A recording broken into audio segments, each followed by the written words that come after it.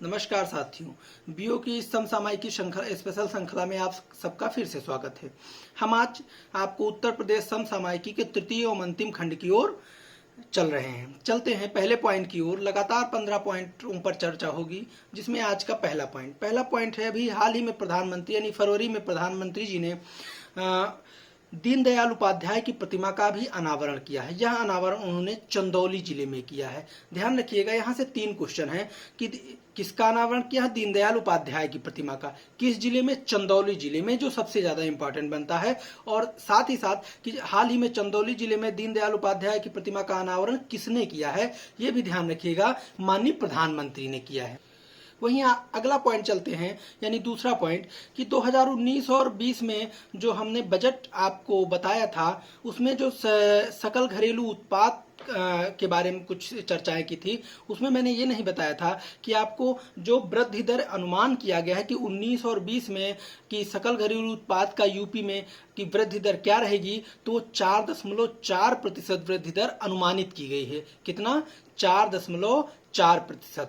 अब ये ध्यान रखिए, जब सकल घरेलू उत्पाद की चर्चा की जाती है तो उसके अंतर्गत 3 क्षेत्रों को शामिल किया जाता है। पहला कृषि एवं उत्पाद, कृषि, पशुधन, वन आदि, यानी कृषि एवं उसके उत्पाद संबंधी, जिसकी विकास दर उत्तर प्रदेश की 2.2 को अनुमानित किया गया है। इसी प्रकार दूसरा है विनिर्माण, बिजली एवं गैस आदि, यानी ऊर्जा संबंधी क्षेत्र, जिसमें विकास दर 1.1% ही अनुमानित किया गया है। इसी तरीके से सेवा क्षेत्र 7.5% वृद्धि दर अनुमानित की गई है। यहाँ पर यह ध्यान रखना है कि कृषि एवं पशुधन तथा उससे संबंधित जो वृद्धि दर है वो मात्र 2.2 अनुमानित की गई है, जबकि सेवा क्षेत्र सर्वाधिक यानी 7.5% अनुमानित किया गया है। तथा द्वितीय क्षेत्र, जिसे हम विनिर्माण एवं बिजली गैस कहते हैं, वो मात्र 1.1% है, जो सबसे कम है। यानी उत्तर प्रदेश की टोटल वृद्धि दर जीडीपी में तब हम कहते हैं 4.4% अनुमानित की गई। ये तीनों पॉइंट आप आर्थिक दृष्टि से इंपॉर्टेंट है, याद रखिएगा। चलते हैं तीसरे पॉइंट की ओर चलते हैं। हाल ही में योलो, YOLO, ध्यान रखिएगा, योलो हेल्थ ATM की शुरुआत अभी की गई है। इसकी शुरुआत लखनऊ रेलवे स्टेशन पर की गई है। ये तीसरा पॉइंट आपका है, ये पॉइंट में ही है। चौथे पॉइंट की ओर हम चलते कि अभी 6 महीने पहले सितंबर 2019 में हमारे प्रधानमंत्री जी ने मथुरा में राष्ट्रीय पशु रोग नियंत्रण कार्यक्रम की शुरुआत की गई भी है। ध्यान रखिएगा, इसकी शुरुआत मथुरा से की गई है और जिसका उद्घाटन माननीय प्रधानमंत्री जी ने किया है। चलिए हम 5वें पॉइंट की ओर चलते हैं। लगातार हम इसी प्रकार चलते रहेंगे। अगर आप लोगों को पॉइंट अच्छे लगते हैं तो प्लीज सब्सक्राइब जरूर करिए और लाइक भी जरूर करिए, साथ साथ शेयर भी करिए, क्योंकि यहाँ से आपको बीओ के ज्यादा से ज्यादा क्वेश्चन मिलने वाले हैं करंट के। हम लगातार ऐसे ही चलते रहेंगे। हम आपको एक एक दिन छोड़ के, यानी लगातार कंटिन्यूअस अल्टरनेट डे पर आपको देते रहेंगे कुछ न कुछ, जिससे आपका बीओ के आपके लगभग मान के चल रहे हैं समसामयिकी के सर्वाधिक क्वेश्चन आपको यहाँ से जरूर मिलेंगे। प्लीज इसको देखिए जरूर, और एक बार 2 बार जरूर देखिए, ताकि आपको और आंकड़े भी रट जाएं या याद हो जाएं। चलते हैं अगले पॉइंट की ओर, 5वें पॉइंट।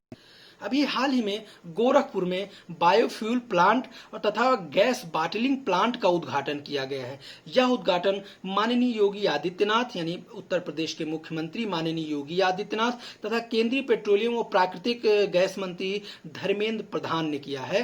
यानी दोनों लोग वहां पर उपस्थित थे। इसका उद्घाटन किस जिले में हुआ है? तो गोरखपुर में। यानी गोरखपुर में बायोफ्यूल प्लांट तथा गैस बॉटलिंग प्लांट का उद्घाटन अभी हाल ही में किया गया है।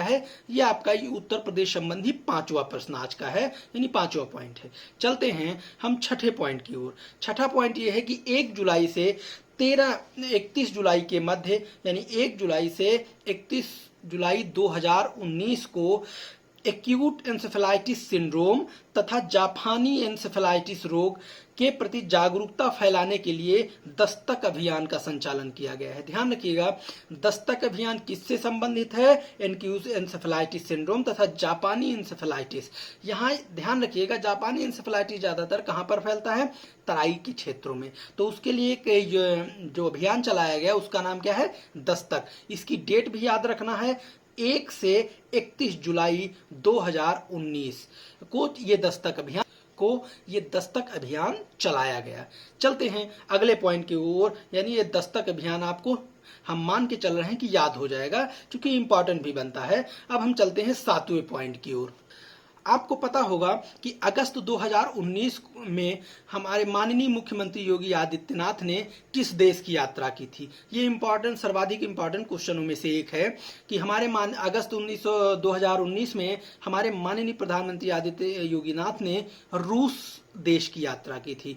अब अगले पॉइंट की ओर चलते हैं, 8वें पॉइंट की ओर। अभी हाल ही में अशफाक उल्लाह प्राणी उद्यान का उद्घाटन गोरखपुर में किया गया है। क्योंकि आपको पता है अशफाक उल्लाह जो एक क्रांतिकारी थे, उनको गोरखपुर में ही फांसी दी गई थी, इसलिए उनके ही नाम से अशफाक उल्लाह खां प्राणी उद्यान का नाम रखा गया है। चलते हैं हम 9वें पॉइंट की ओर। हम जब भी कोई पॉइंट आपको बताएंगे तो उससे संबंधित जो और भी पक्ष होंगे उस पर चर्चा करते रहेंगे धीरे धीरे, जो आपको इंपॉर्टेंट, चूंकि ये अशफाक उल्लाह कई बार पूछा गया है, इनको फांसी कहाँ दी गई है, तो ये ध्यान रखिएगा। चलिए शुरुआत करते हैं अगले पॉइंट की ओर। अभी हाल ही में यूपी में जल शक्ति विभाग का गठन किया गया है। अब ध्यान रखिए, जल शक्ति विभाग का गठन करने वाला देश का प्रथम राज्य यूपी ही बन गया है। यानी यूपी पहला ऐसा राज्य बना जहां जल शक्ति विभाग का गठन किया गया है। चलिए 10वें पॉइंट की ओर। अभी आपको पता है एक ऐप्स पर बड़ा विवाद चल रहा था, प्रेरणा ऐप्स एवं मानव संपदा पोर्टल।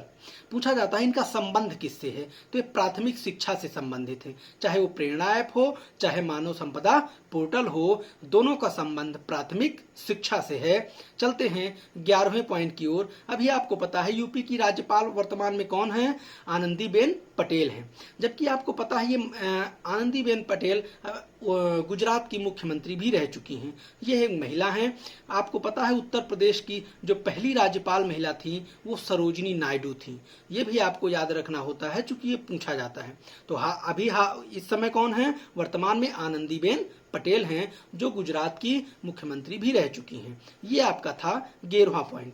अब 12वें पॉइंट की ओर चलते हैं कि अभी वाराणसी स्थित भारतीय सब्जी अनुसंधान संस्थान IIVR, ये कई बार पूछा भी गया है, कौन सा, भारतीय सब्जी अनुसंधान संस्थान द्वारा एक भिंडी की प्रजाति विकसित की गई है जिसे काशी लालिमा कहते हैं। कौन सी प्रजाति है भिंडी की, काशी लालिमा। हम आगे जब चर्चा करेंगे तो वहाँ जैसे मैंने बताया भारतीय सब्जी अनुसंधान संस्थान कहाँ है, वाराणसी में। एक तो यही क्वेश्चन हो गया। इस पर हम अन्य और अनुसंधान आपको बताएंगे, संस्थान कहाँ कहाँ अवस्थित हैं, वो लखनऊ, कानपुर या अन्य जगहों पर, जहाँ भी कोयम्बटूर या देश के जिन भी शहरों में होंगे उनका हम नाम आगे बताएंगे। आज हम चर्चा करेंगे इसी पर कि भिंडी की एक प्रजाति जो काशी लालिमा है, इसके अतिरिक्त भी कुछ प्रजातियाँ इंपॉर्टेंट हैं जो पूछी जाती हैं, जिनकी हम चर्चा आपसे आज यहीं पर कर रहे हैं। चालू करते हैं एक एक प्रजाति की। देखिए पहली प्रजाति ये है, गेहूं की प्रजाति की हम चर्चा करते हैं।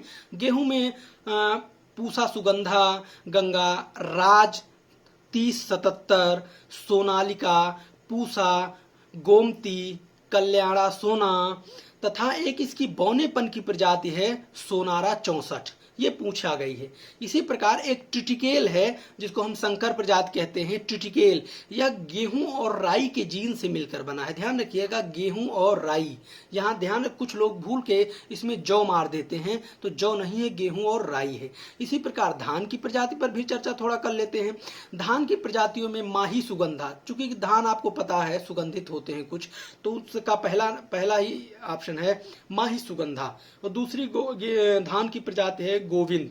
शुष्क सम्राट, जहां पर पानी की मात्रा कम होती है वहां शुष्क सम्राट को उगाया जाता है। ये धान की प्रजातियां हैं। इसी प्रकार हंसा, पद्मा, कृष्णा, बारानी द्वीप, ये कई बार पूछा गया है। पूसा सुगंधा 5, पूसा RH10 जो बासमती की एक संकर प्रजाति है, पूछा गया है बासमती की संकर प्रजाति कौन सी है, पूसा RH10। चलिए अब आपको ये भी पता है कि जो चावल की प्रजातियां बोई जाती हैं ये भारतीय मौसम में 3 महीनों में लगभग बोई जाती हैं। जो मई जून में बोई जाती है उसको बोरो कहते हैं, जबकि जो जून जुलाई में बोई जाती है उसे अमन कहते हैं, तथा जो नवंबर और दिसंबर में बुआई की जाती है उसे औस कहते हैं। आपको पता है कि धान की खेती कब की जाती है, गर्मियों के महीने में, यानी बरसात में इसे रोपित किया जाता है, यानी ये रोपण कृषि है।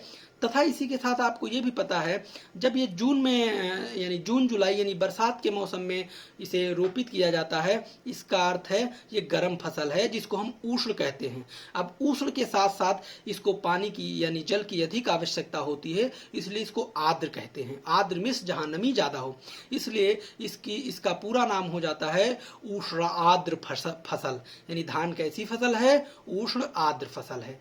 यानी इसकी ये प्रजातियां हो गई। और धान के बारे में धान बोरो, अमन और औस भी हो गया, साथ में एक कैसी फसल है ये आप भी जान गए। इसी प्रकार गेहूं की जब आप बात करते हैं तो गेहूं आपको पता है कि शीत ऋतु में बोया जाता है तथा गर्मी आते आते उसको काटा जाता है। यानी थोड़ी बहुत गर्मी की उसको आवश्यकता होती है, इसलिए उसको हम शीत उष्ण फसल कहते हैं, जिसे शीतोष्ण कहते हैं। अर्थात ऐसी फसल जो शीत ऋतु में बोई जाए, यानी बहुत कम टेम्परेचर भी ना हो, एक निश्चित तापमान हो तथा उसको गर्मी आते आते उसको काटा जाए, उसको शीतोष्ण फसल कहते हैं।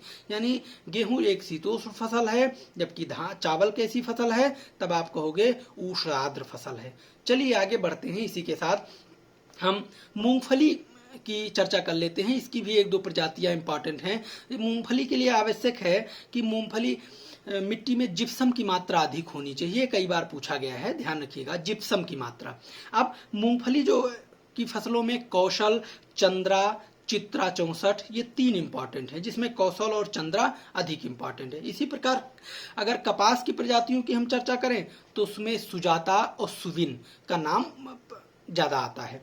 इसी प्रकार अगर हम अरहर की प्रजातियों की चर्चा करें तो बहार, मालवी, चमत्कार, पारस, यानी बहार, मालवी, चमत्कार एवं पारस 3 प्रजातियां हैं। ये ध्यान रखिएगा, प्रजातियां आपको रटना ही पड़ेगा या बार बार आप इसको सुनिए या नोट डाउन कर लीजिए सुन के एक जगह पर। यही प्रजातियां अक्सर पूछी भी गई हैं। आंवले की प्रजातियों में कंचन और बनारसी प्रमुख हैं। आपको पता है अंगूर की प्रजातियों में सुल्ताना बहुत फेमस है। सुल्ताना, गुलाबी, काली चंपा, ये काली चंपा भी 2 बार पूछा गया है शायद। काली चंपा, गुलाबी और सुल्ताना 3 अंगूर की प्रमुख प्रजातियां हैं। आम की बात कर लेते हैं, इस समय मौसम भी है आम का। उसमें एक सिंधु प्रजाति है जो बीज रहित प्रजाति है। इसी प्रकार आम्रपाली प्रजाति है जो दशहरी और नीलम की संकर एक प्रजाति है। आम्रपाली यानी आम्रपाली कैसी प्रजाति है? एक संकर प्रजाति है जो दशहरी और नीलम के बीजों के संकर से बनी हुई है। इसी प्रकार मटर की प्रजाति की बात करें तो प्रकाश और अपर्णा मतलब पर्ण रहित, जिसमें पत्ते ना हो, और यानी पत्ता विहीन मटर की कौन सी प्रजाति है? अपर्णा। ध्यान रखिएगा, ये सरसों की प्रजाति नहीं है, ना ही चना की प्रजाति है। ये किसकी प्रजाति है? मटर की प्रजाति है अपर्णा। ये पूछा गया है कभी कभी यहाँ पर कंफ्यूज। तो मैं यहाँ जब एक की चर्चा कर रहे थे काशी लालिमा, तो उसी के साथ मैंने फसलों के विभिन्न जो प्रजातियां हैं उनकी भी चर्चा कर ली। चलिए अब हम अगले पॉइंट की ओर बढ़ते हैं, यूपीएससी समसामयिकी में 13वें पॉइंट की ओर।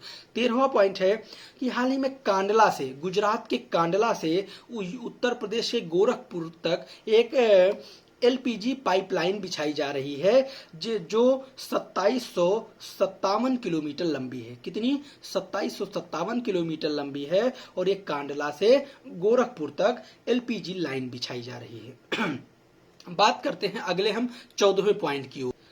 14वां पॉइंट है कि हाल ही में हमारे माननीय मुख्यमंत्री जी ने वृक्षारोपण महाकुंभ का शुभारंभ किया है। इसका शुभारंभ उन्होंने जैतीखेड़ा लखनऊ से किया है। कौन सा स्थान है? जैतीखेड़ा लखनऊ से। वृक्षारोपण महाकुंभ के तहत यूपी सरकार ने एक दिन में 22 करोड़ से अधिक वृक्ष लगाकर कीर्तिमान स्थापित किया है। यानी एक ही दिन में कितने वृक्ष लगाए गए हैं? 22 करोड़ या उससे अधिक लगाए गए हैं। इसमें अगस्त 2019 में प्रयागराज में एक निश्चित समय में 76,823 पौध वितरण कर विश्व रिकॉर्ड बनाया। इसको आप मत याद रखिए, यानी जो पौधों का वितरण है उनका कहाँ पर किया गया? सबसे ज्यादा जो रिकॉर्ड वितरण किया गया एक निश्चित समय में प्रयागराज में किया गया है। तथा जो उत्तर प्रदेश में एक निश्चित समय में जो पौधे लगाए गए उनकी संख्या 22 करोड़ से भी अधिक है। ऑप्शन ध्यान रखिएगा, 22 करोड़ से अधिक ही आएगा। तो 22 करोड़ से अधिक, ये किसके तहत? वृक्षारोपण महाकुंभ के तहत। इसकी शुरुआत कहाँ माननीय मुख्यमंत्री जी ने की? तो जैतीखेड़ा लखनऊ से। ये आपका 14वां पॉइंट था। अब हम चलते हैं अगले पॉइंट की ओर, 15वें पॉइंट की ओर चर्चा करते हैं। 15वें पॉइंट की ओर पूर्वांचल एक्सप्रेस की चर्चा कर लेते हैं, जो लखनऊ से जिसकी शुरुआत होती है, बाराबंकी, अमेठी, सुल्तानपुर, अयोध्या, अंबेडकर नगर, आजमगढ़, मऊ होते हुए गाजीपुर तक जाती है, जिसकी लंबाई 3408 किलोमीटर यानी 3408 किलोमीटर है। ये आपको जिले याद रखने होते हैं। ऐसे प्रश्न आते हैं कि निम्न पूर्वांचल एक्सप्रेस निम्न में से किस जिले से नहीं गुजरती है। तो ध्यान रखिए, पहले गुजरने वाले जिले याद कर लीजिए कि इसकी शुरुआत कहाँ से, लखनऊ से, और इसका अंतिम छोर गाजीपुर में है। इसकी लंबाई 3408 किलोमीटर। कहाँ कहाँ से गुजरती, लखनऊ से बाराबंकी, अमेठी, सुल्तानपुर, अयोध्या, अंबेडकर नगर, आजमगढ़ एवं मऊ जिले में। अब अगले क्वेश्चन पर चलते हैं, अगले पॉइंट पर, यानी 15 पॉइंट हो गए, यानी यूपी स्पेशल आपका जो समसामयिक उत्तर प्रदेश था ये लगभग समाप्त की ओर है। फिर बीच में अगर कुछ पॉइंट आएंगे तो हम उनको जो समसामयिकी अन्य चलेगा, यानी भारत और विश्व या पुरस्कार, उसमें हम कहीं ना कहीं जोड़ते रहेंगे अगर वो इम्पॉर्टेंट आपकी दृष्टि से होगा। अगला हम आपको आज के वीडियो में अंतिम क्वेश्चन के साथ आपको छोड़ रहे हैं कि उत्तर प्रदेश दिवस कब मनाया जाता है। आप लोग कमेंट जरूर करिएगा कि उत्तर प्रदेश दिवस किस तिथि को मनाया जाता है, चूंकि ये इंपॉर्टेंट भी बनता है। सभी लोग कमेंट करेंगे, देखेंगे किन किन लोगों को आता है। हम कोशिश करेंगे अब अगली श्रृंखला में हम समसामयिकी के साथ जो वैश्विक परिदृश्य है उस पर चर्चा करें। प्लीज आप लोग कमेंट जरूर करिए, साथ में शेयर इसे जरूर करिए और सब्सक्राइब जरूर करिए, आपको इस पर बेनिफिट जरूर मिलेगा। धन्यवाद आप लोगों को।